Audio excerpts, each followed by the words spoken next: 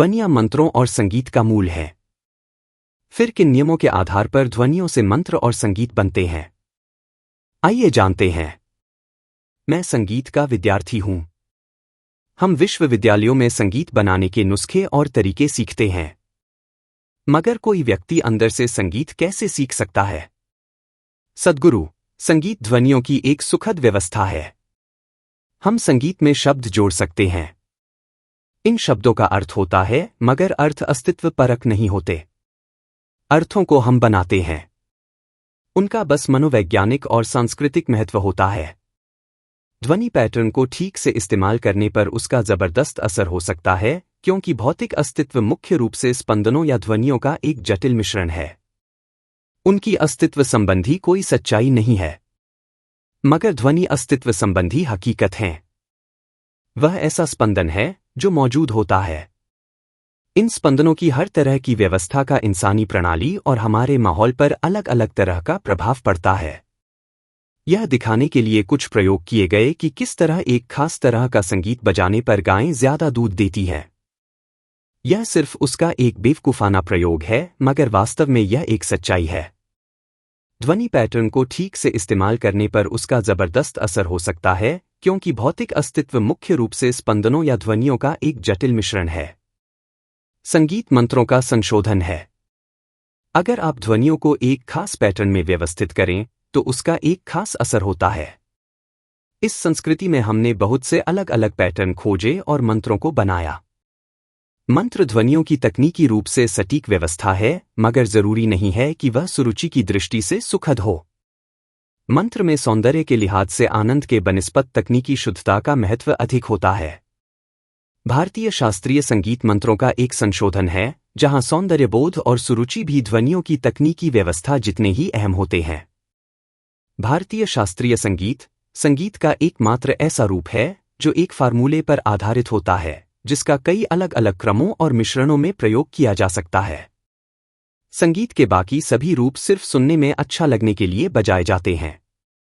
संगीत एक ऐसी व्यवस्था है जिसमें सीखना शुरू करने पर शुरुआत में वह संख्याओं की तरह महसूस होता है। कुछ समय बाद वह ज्यामितीय पैटर्न की तरह लगता है। उनमें तकनीकी शुद्धता नहीं होती। मगर भारतीय शास्त्रीय संगीत के साथ, खास तौर पर दक्षिणी भारत में, बहुत गणित जुड़ा होता है। संगीतकार हमेशा गिनती करता रहता है और आखिरकार गिनती किए बिना गिनना सीख जाता है, क्योंकि संगीत का पूरा ढांचा एक गणितीय फार्मूले पर बना है। जब मैं गणितीय फार्मूला कहता हूं, तो हमें समझना चाहिए कि पूरे भौतिक ब्रह्मांड को गणितीय फार्मूले में समेटा जा सकता है। आधुनिक विज्ञान यही करने की कोशिश कर रहा है। गणित हमारी बनाई हुई कोई चीज नहीं है। गणित सृष्टि का आधार है। यह भौतिक सृष्टि की व्याख्या करने का एक तरीका है। तभी सामने आने वाले किसी नए सिद्धांत के लिए गणितीय आधार की उम्मीद की जाती है, वरना उसे वास्तविक नहीं माना जाता, क्योंकि ब्रह्मांड में एक बुनियादी ज्यामिति है।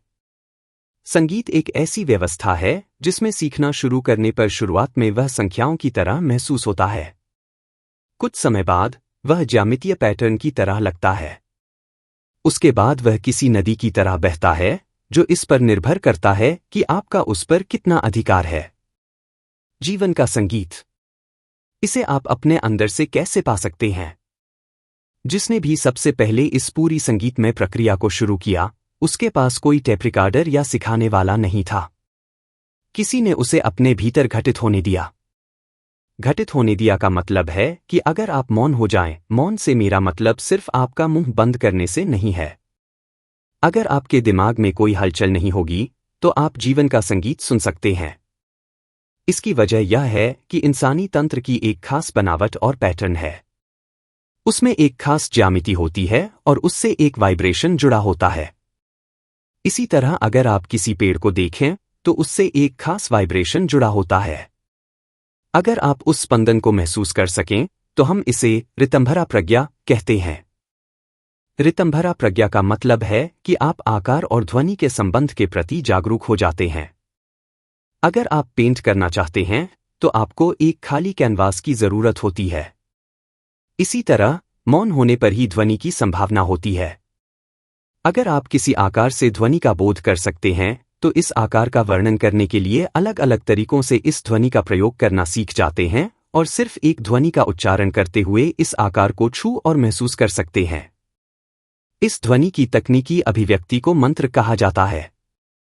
जब यही सौंदर्य के साथ अभिव्यक्त होता है तो उसे संगीत कहा जाता है। मगर सबसे महत्वपूर्ण चीज यह है कि अगर आप अंदर से सीखना चाहते हैं तो आपको मौन होना होगा। अगर आप संगीत को जानना चाहते हैं तो संगीत की ओर मत देखिए, आपको मौन को जानना चाहिए। अगर मौन नहीं होगा तो ध्वनि बस निरर्थक चीजों का एक घालमेल है। अगर आप पेंट करना चाहते हैं तो आपको एक खाली कैनवास की जरूरत होती है। इसी तरह मौन होने पर ही ध्वनि की संभावना होती है।